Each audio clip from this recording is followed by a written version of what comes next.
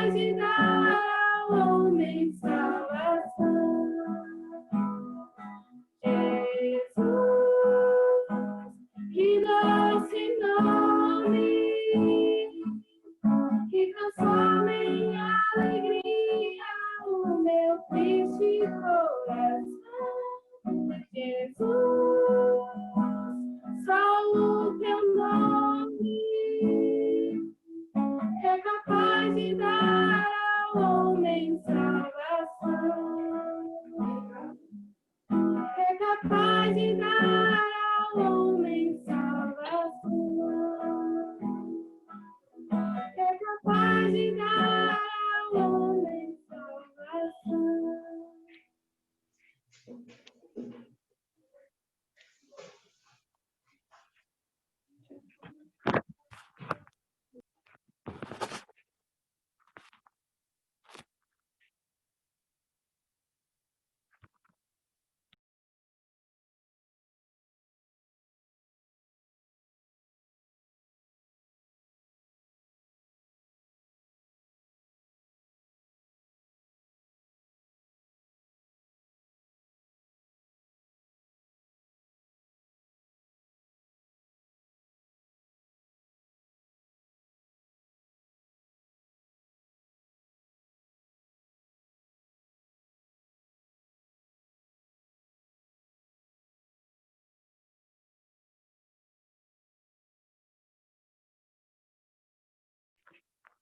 Pastor, o seu áudio não está saindo.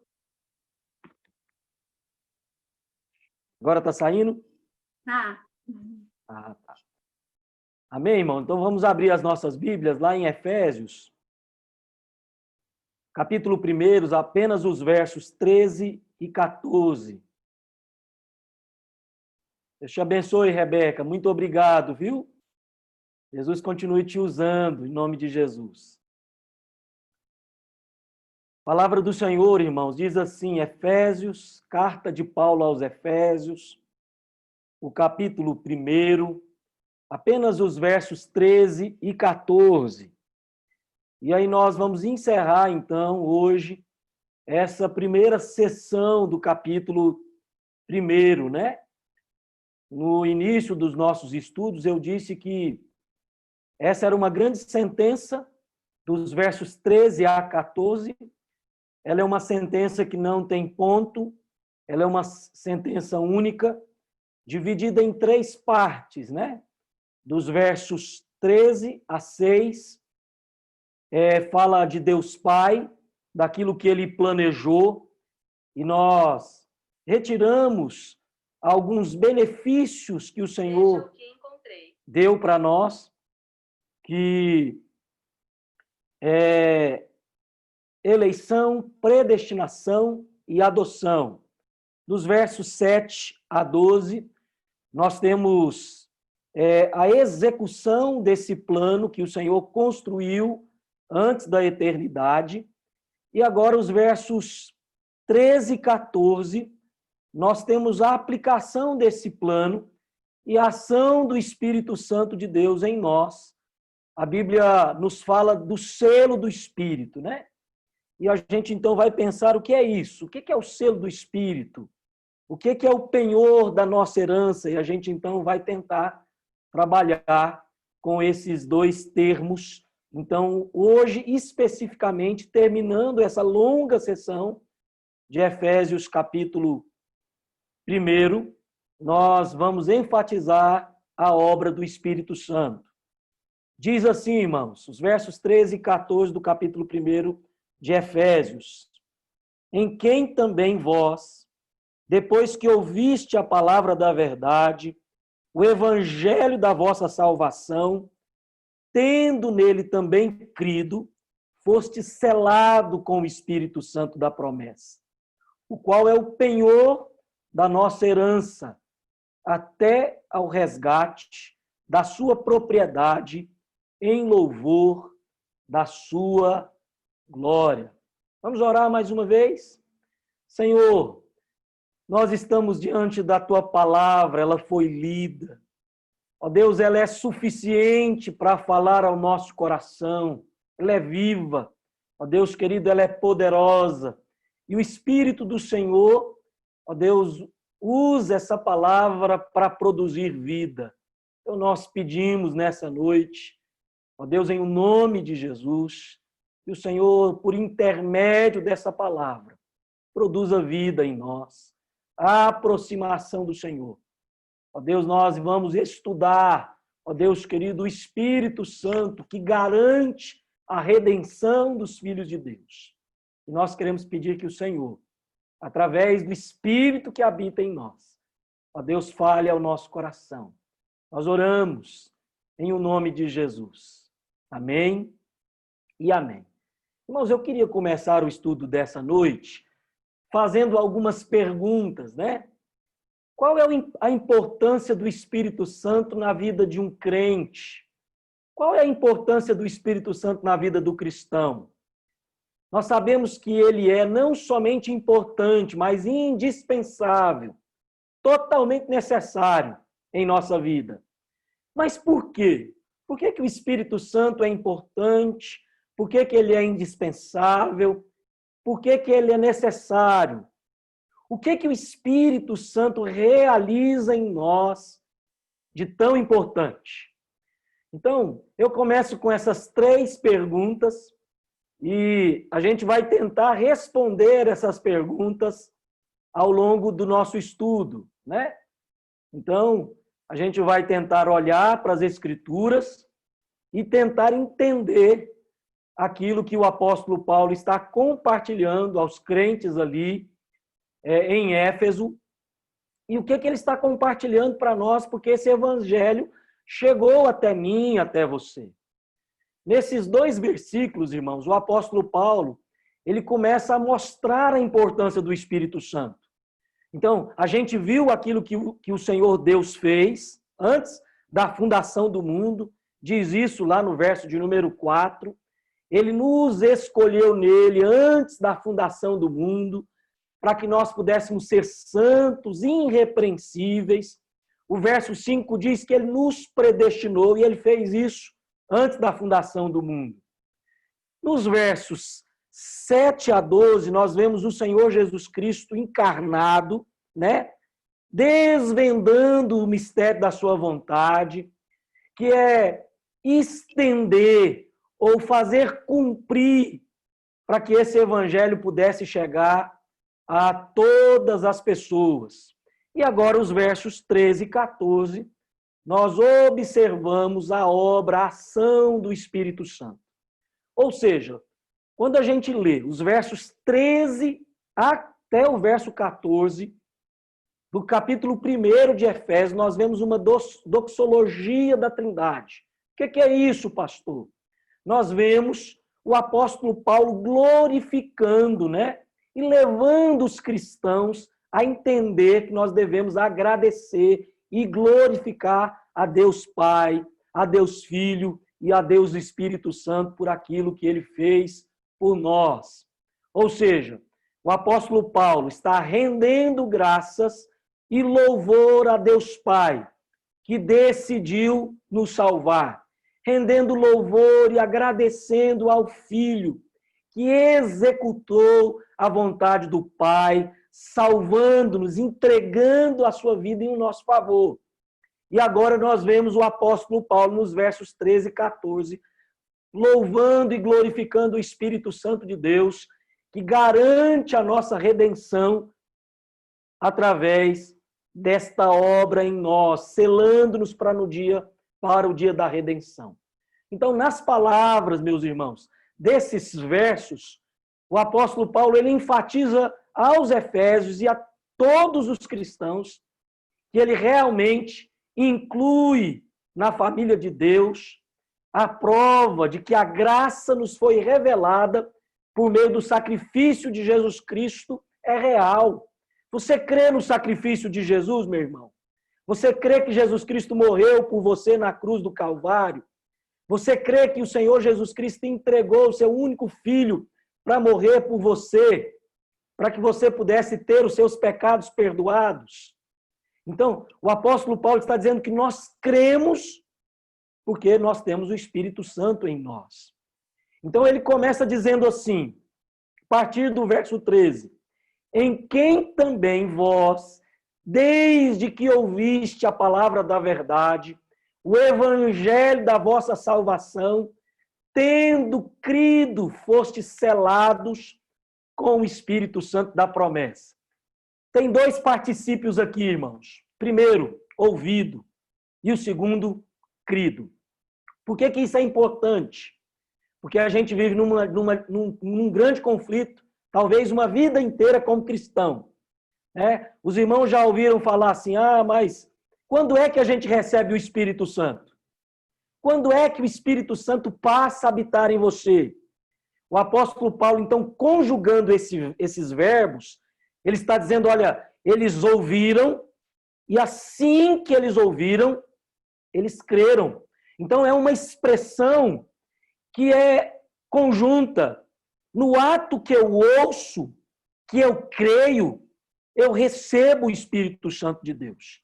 Então, eu ouvi, eu criei, o Espírito Santo passa a habitar em mim.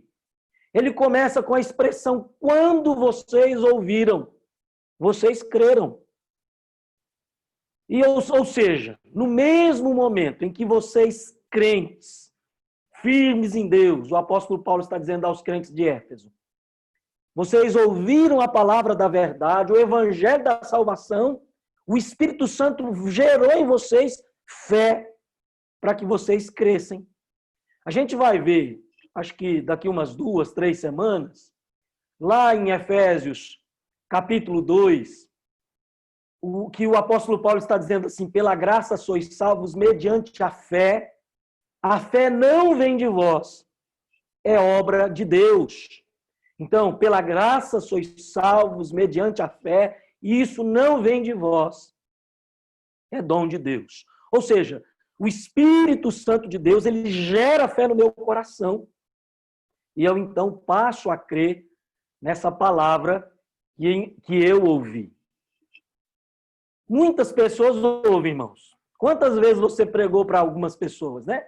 Talvez membros da sua família, pessoas que você conhece, lá no seu trabalho, lá na sua escola, e essas pessoas não creem.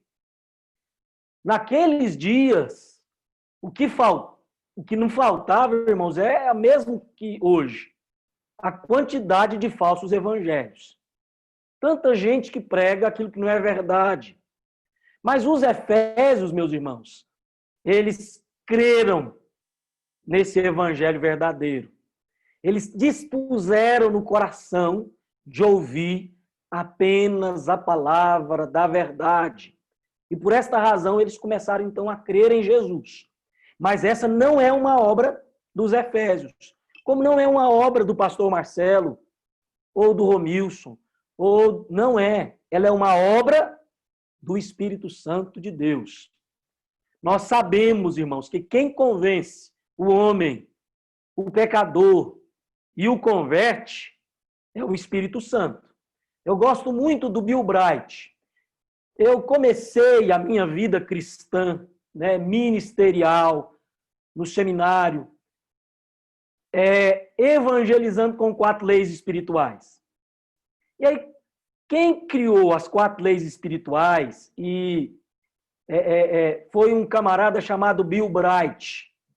O Bill Bright dizia que a nossa responsabilidade é pregar o evangelho, mas a obra de convencer o homem é do Espírito. Então, irmãos, nós não convencemos. Para que um pecador possa ser convencido e se converter, é necessário a ação do Espírito Santo. É ele quem faz a obra no coração do homem pecador. Então, irmãos, mas compete a mim, que sou um pregador formal, que estou dentro da igreja, do culto, né? Em cima no púlpito, pregando o evangelho. E compete também aquele que é pregador informal, que vai num lugar não específico para pregar o evangelho. Que nós preguemos a palavra da verdade. Ou seja, quem convence é o Espírito Santo. Mas o Espírito Santo, irmãos, para convencer, para converter, ele vai usar a palavra da verdade. Ele não vai usar de uma outra forma. O Espírito Santo, irmãos, se ele não usasse apenas a palavra da verdade, ele estaria sendo conivente com a mentira. E a gente viveria uma grande heresia. Porque a palavra de Deus diz que o Senhor ele não divide a sua glória com outrem. Então, Deus, querido, para usar a palavra que vai alcançar o coração do indivíduo, ele só alcança o coração do indivíduo se a palavra que for pregada for essa palavra da verdade. E a gente entra num dilema gigantesco aqui, porque a gente acha que Deus está salvando gente em todo lugar. E ele não está. Deus só salva pessoas mediante a pregação do evangelho verdadeiro. Porque o Espírito Santo vai usar esse evangelho verdadeiro através da fé que ele vai gerar no coração do homem para convencer o homem do seu pecado, da justiça e do juízo de Deus. Quando o homem, o pecador, ele ouve esta palavra da verdade, irmãos, ele crê nela. No exato momento em que ele ouve e ele crê, acontece o selamento do Espírito Santo. O Espírito Santo vem e sela o homem. E a gente então vai entender o que é esse selar do Espírito. Então, é no exato momento, irmãos, não é depois. Eu fui alcançado pela graça de Jesus, eu conheci o Senhor pela fé, aí depois de uns dias, o Espírito Santo me selou. Não. No momento, no ato da sua conversão, quando o Espírito Santo gera fé em você, através da verdade, da palavra que está sendo pregada e ouvida, você é selada pelo Espírito Santo de Deus. Nesse exato momento, o crente é marcado de uma vez para sempre. Naquele dia, querido, que o Evangelho falou ao seu coração, o Espírito Santo gerou fé, você levantou a mão e disse: Senhor, tem misericórdia de mim, eu sou um pecador. O Senhor Jesus Cristo marcou você e você é dele para sempre. Amém, irmãos? Isso é uma bênção, uma dádiva, porque nós não somos merecedores. Então, quando a gente diz, foste selados, quando o apóstolo Paulo está dizendo, foste selados, quando ele emprega esse verbo selar, o tempo aqui, irmãos, nas Escrituras, está indicando uma ação que foi concluída completamente quando ela aconteceu. Não tem nada que ficou pendente, como muitas igrejas vão pregar e crer. No momento em que o homem é alcançado pela graça e pelo evangelho, a ação de Deus, ela é plena, ela é completa, não tem nada que ficou para depois. Então, eu posso não ser pleno do Espírito, mas no momento em que eu creio, através da ação do Espírito Santo, eu sou selado por esse Espírito.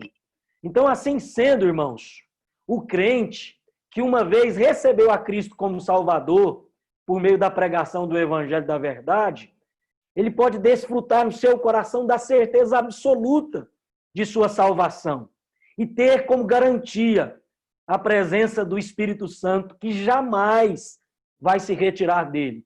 Quando eu falo isso, querido, meu coração se alegra, porque falar para você isso, crente em Jesus Cristo, leva você a acreditar e a crer, porque às vezes a gente fica com dúvida, né?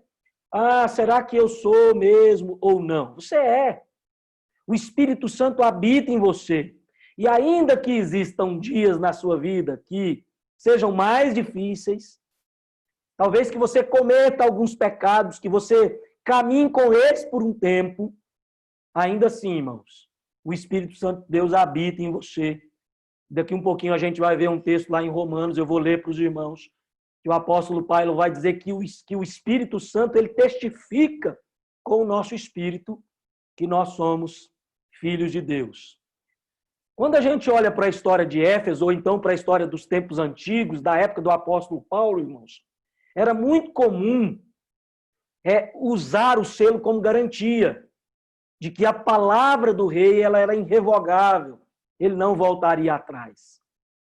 Então, eu estou assistindo uma série que essas séries medievais, né?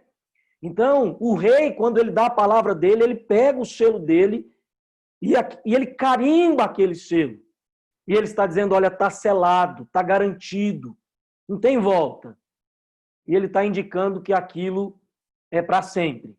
A palavra do rei, dos reis, de Deus Todo-Poderoso, o selo do Espírito Santo, é algo que não tem volta.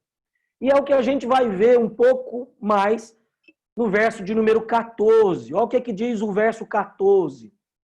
O qual é o penhor da nossa herança, até o resgate da sua propriedade em louvor da sua glória. Então, a primeira expressão que ele cunha é o selar. O Espírito Santo nos selou. Disse para mim, olha, você é meu, não há volta, para todo sempre. E agora ele usa a expressão qual é o penhor da nossa herança até o resgate da sua propriedade em louvor da sua glória. A expressão o qual, o apóstolo Paulo está se referindo ao Espírito Santo, que ele vem falando no verso anterior. E é esse Espírito, irmãos, que é o penhor da nossa herança.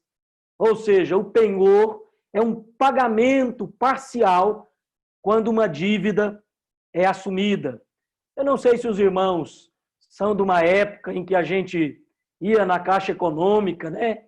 Pegava um empréstimo e a gente então penhorava alguma coisa, né?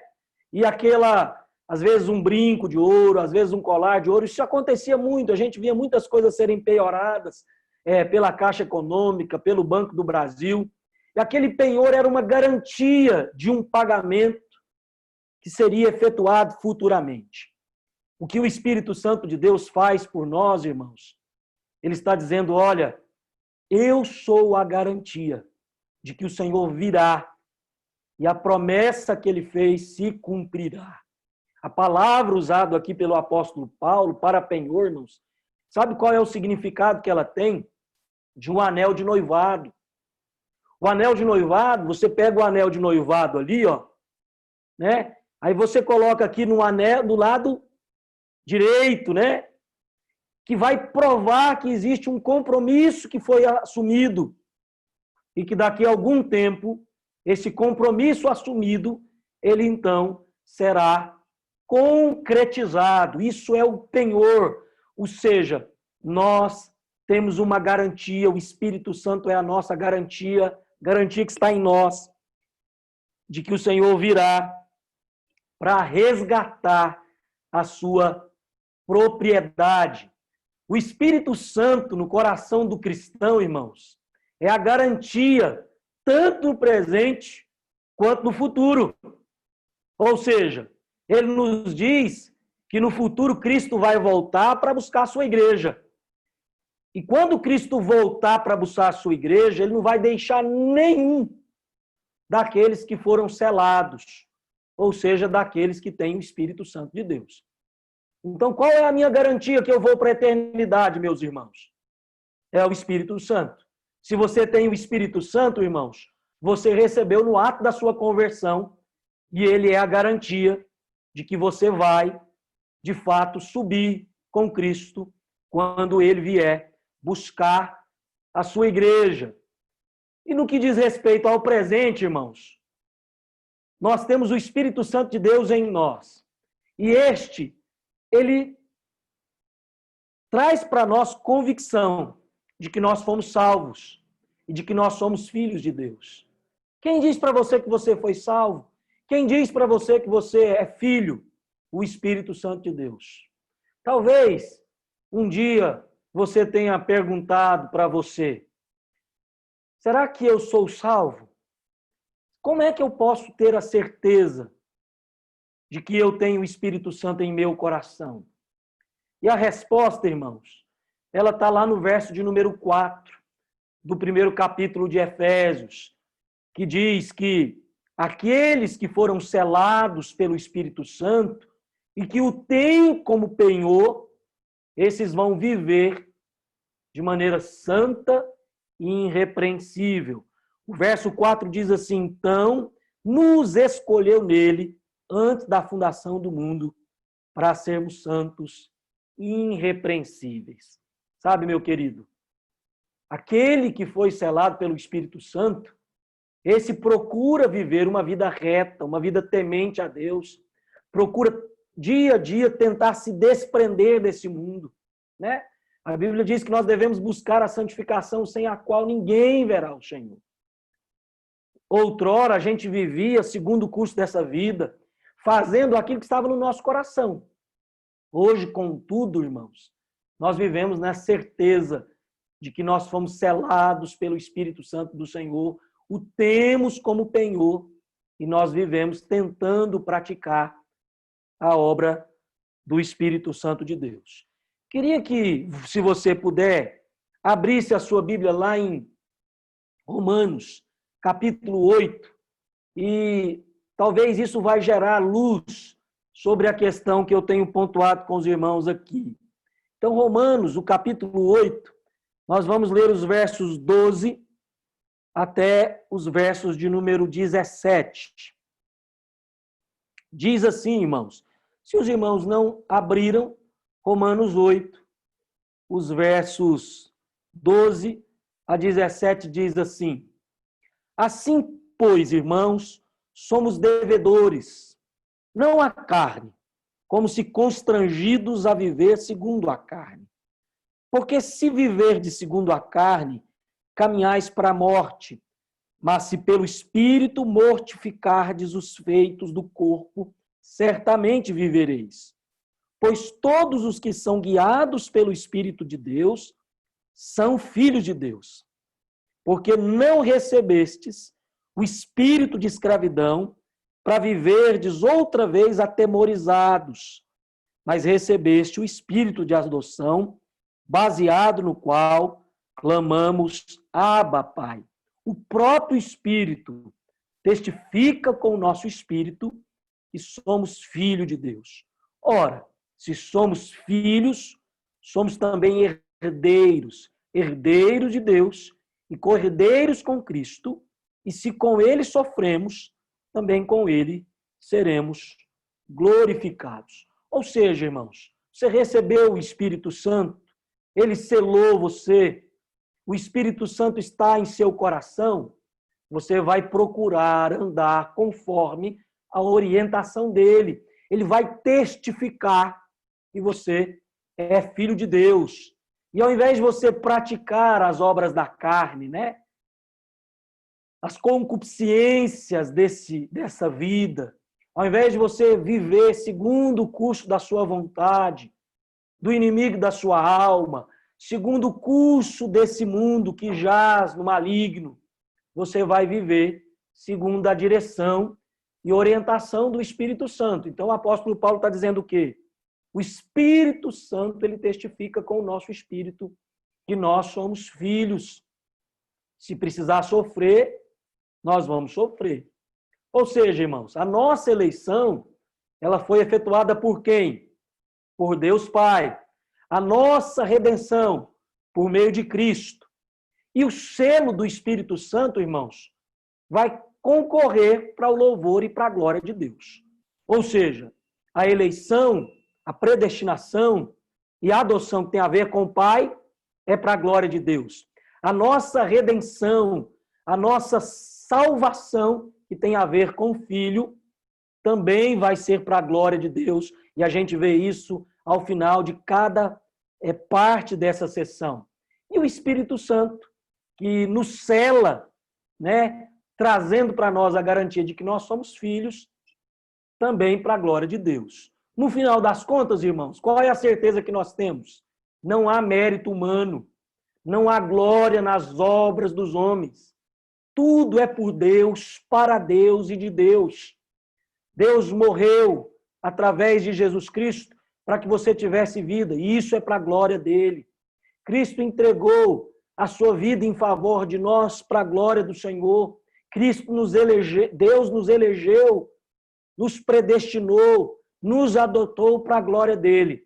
E o Espírito Santo de Deus, ele nos selou e é o nosso penhor também para a glória de Deus. Não tem a ver com você, não tem a ver com as suas obras, não é o que você pratica, não é o que você faz.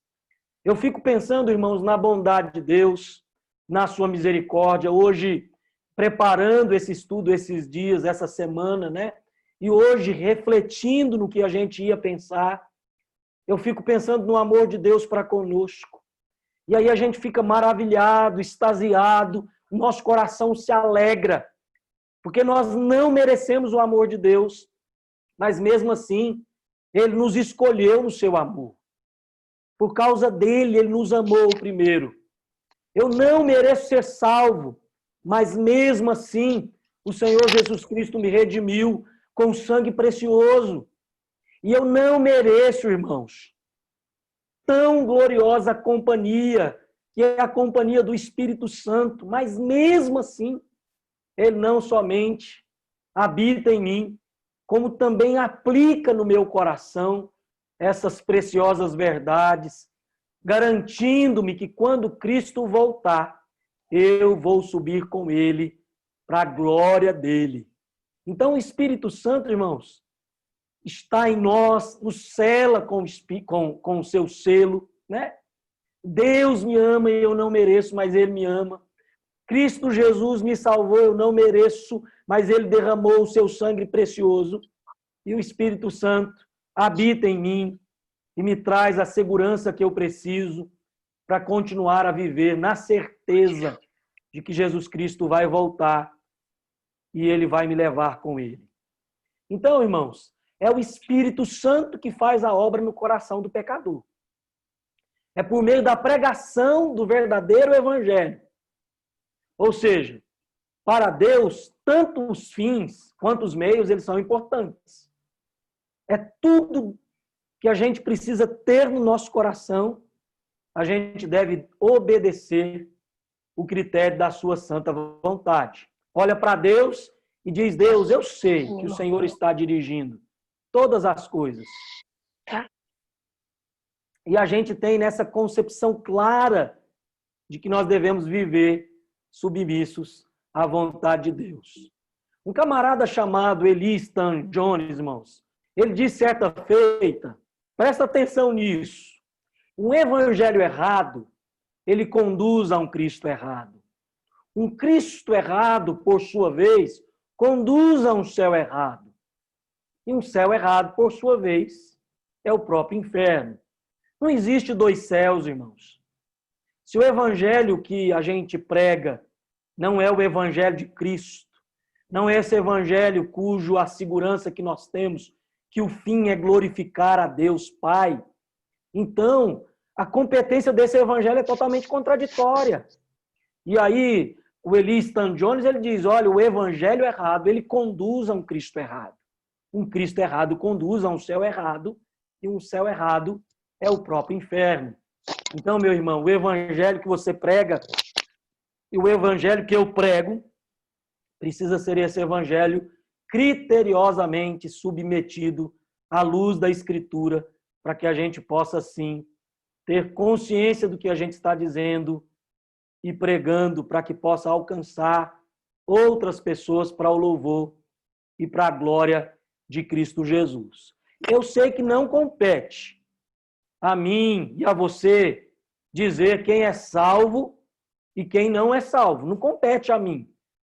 Quem é que vai ser salvo, quem não é, não tem a ver comigo, não tem a ver com você, mas tem uma competência que é minha, tem uma competência que é sua, uma incumbência que nos foi dada, é que nós sejamos fiéis na nossa tarefa de pregar o verdadeiro evangelho.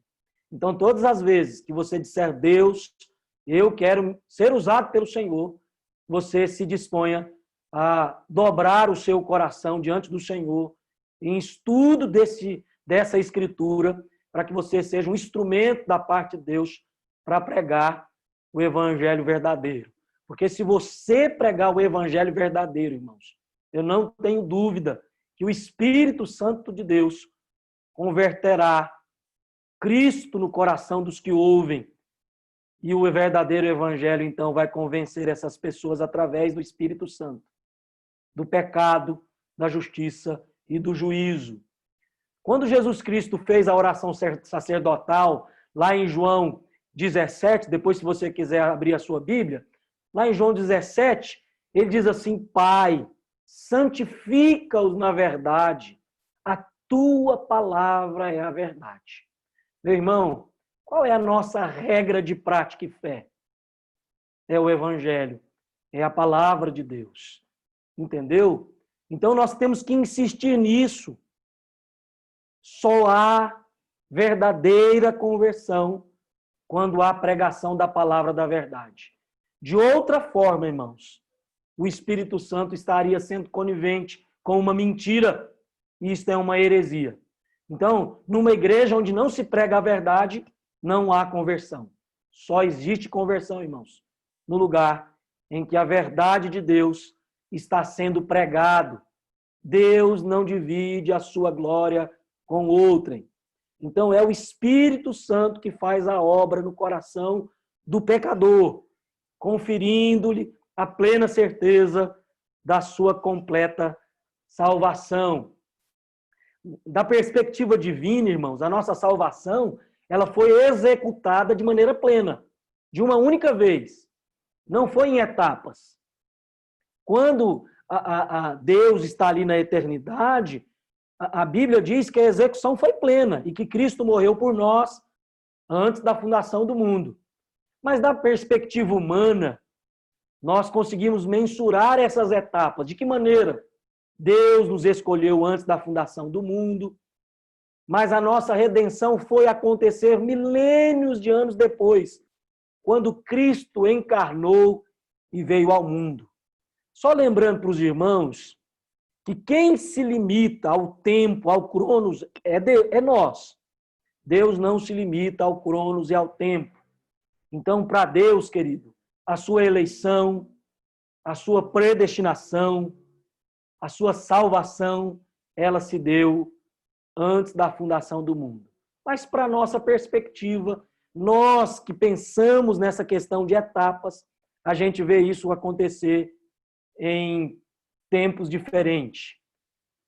Irmãos, o Espírito Santo no coração do crente, o que ele dá? Ele dá a certeza de que ele está presente na sua vida hoje. E no futuro, nos céus de glória, o crente então entrará na eternidade, preparada por Deus para os seus. O Espírito Santo habita em você. Pensa comigo. E aí, quando você pensa em pecar, ele diz para você, isso é pecado, não faz isso.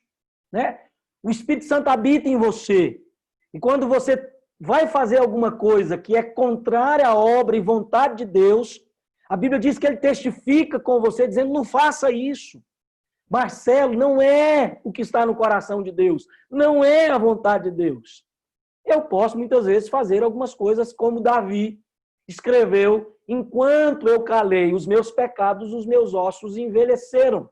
Então, vez ou outra, meu irmão, algumas das minhas ações, elas podem ser contrárias àquela ação que, de alguma maneira, é a ação que o Espírito Santo estava me conduzindo. Então, eu peco, eu erro, né? Mas o Espírito Santo, no meu coração, irmãos, ele me dá a certeza de que ele está presente na minha vida. E eu posso não ouvi-lo, mas ele testifica. E quando chegar no futuro, irmãos, nos céus de glória, nós teremos essa certeza de que a vida eterna preparada por Deus para nós se completou, porque nós fomos selados. E quando Deus olhou para nós, ele viu que em nós existia o Espírito Santo. Isso é penhor. Isso é penhor. Sabe? Deus falou, olha, eu paguei um preço por você, ele é pleno, mas para você ainda não é pleno nas suas concepções. Então eu vou deixar o Espírito Santo como penhor, nascer para que você tenha certeza de que eu vou voltar e vou buscar você, para que você seja meu por toda a eternidade. Eu quero terminar, irmãos, com algumas implicações e algumas aplicações, né? No começo dessa mensagem eu fiz uma série de perguntas para os irmãos, né? Por que o Espírito Santo é importante? Qual é a diferença que ele pode ter em nossa vida? Então, o que eu queria dizer para você?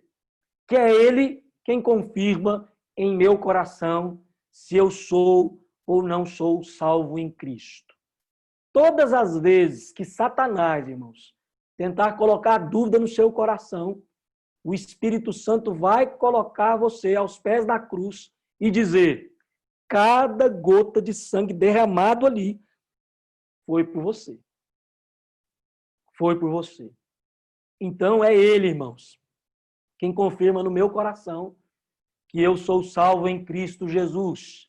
É ele quem me capacita, irmãos, a viver conforme a vontade de Deus. Queridos, viver de maneira santa e irrepreensível é muito difícil. E aí tem um texto que eu sempre cito, porque eu acho que ele é extremamente elucidador, que é o texto em que Jesus se encontra com Pedro. Pedro era um camarada que eu acredito que quando ele caminhou com Jesus, ele não tinha sido salvo ainda. Então ele caminhou 3 anos com Jesus sem ser salvo. E ele dizia para o Senhor, Senhor, eu estou pronto para morrer com o Senhor. Eu estou pronto para morrer com o Senhor.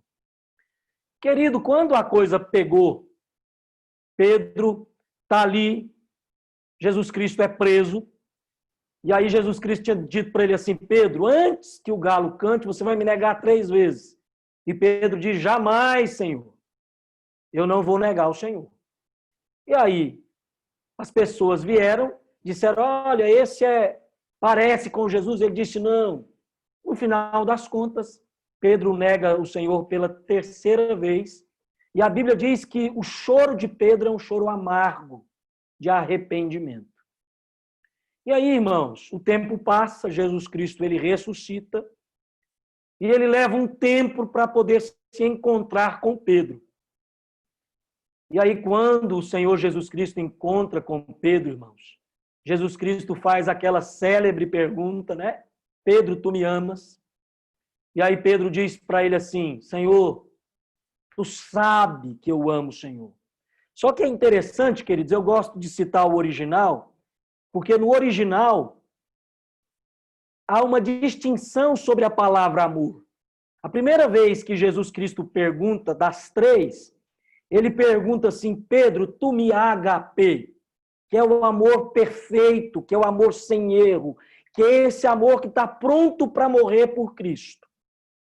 E aí Pedro diz para o Senhor, não, eu não te HP, eu te filéu.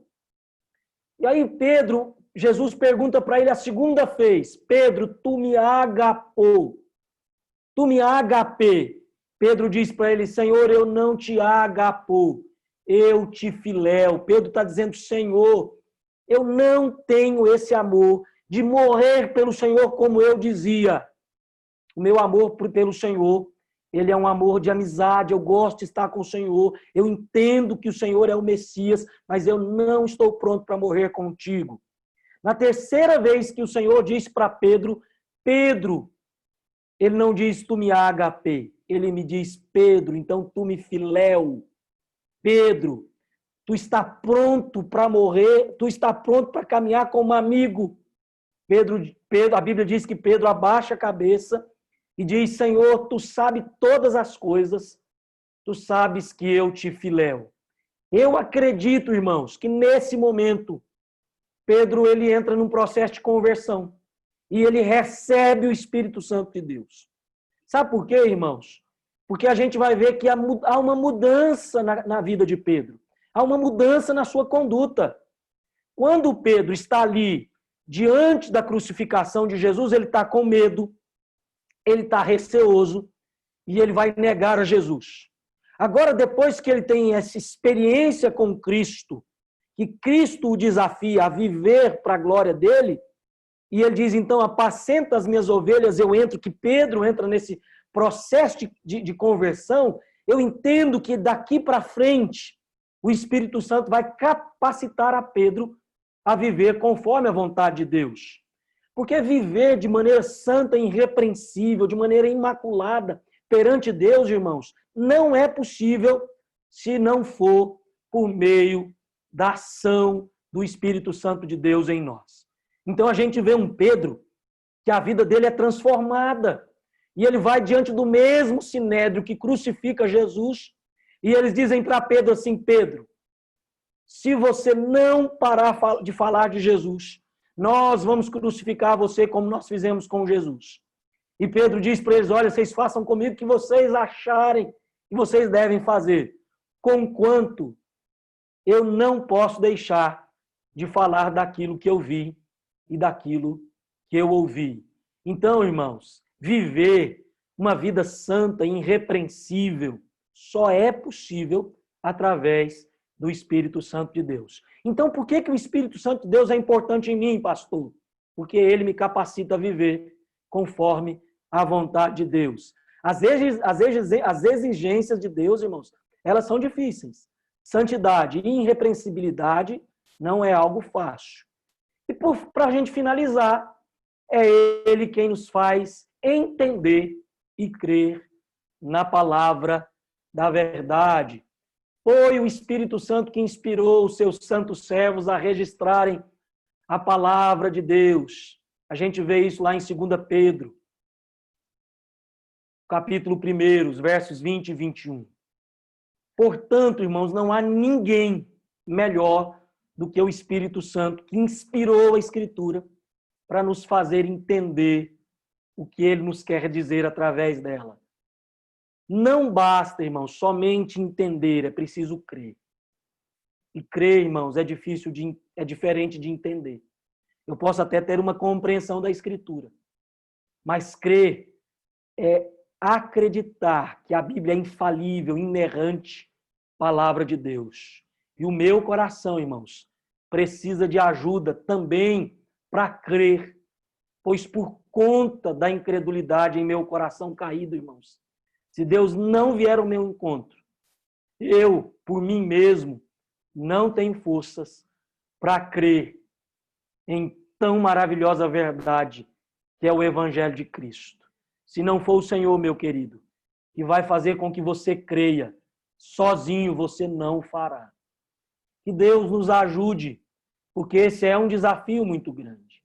Viver e glorificar o nome de Jesus é o que nós precisamos. Mas como nós faremos isso?